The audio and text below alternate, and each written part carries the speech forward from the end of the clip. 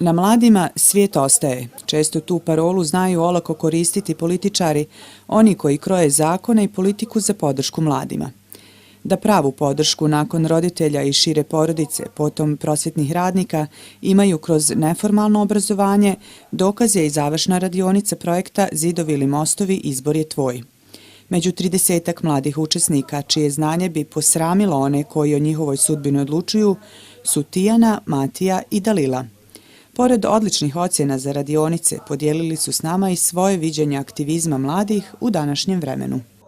Stvarno da pohvalim organizaciju i da se zahvalim svima što su nam omogućili da steknemo nova iskustva i upoznamo nove ljude.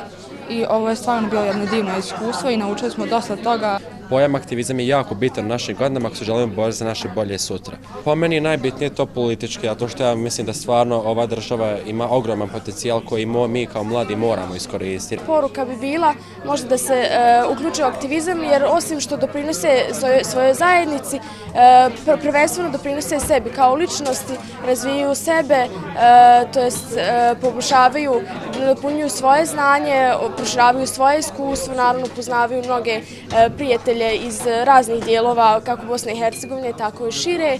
Pružiti mladima priliku da razviju vještine za izgradnju boljeg i tolerantnijeg društva uz poštivanje različitosti. Kroz projekt interetničke saradnje bio je jedan od ciljeva Bihaćkog udruženja LAN. Mi uistinu moramo reći da je identifikacija mladih bio, da kažemo tako, pun pogodak, da su mladi uistinu kroz ova dosadašnja druženja bili vrlo aktivni, rado se uključivali u sve aktivnosti, posjeduju dobra znanja, što je garant znači da njima još treba vrlo malo osnaživanja i ohrabrivanja u društvu u kojem žive u cjelini kako bi oni razvili svoj puni potencijal za razvoj kvalitetnijeg života.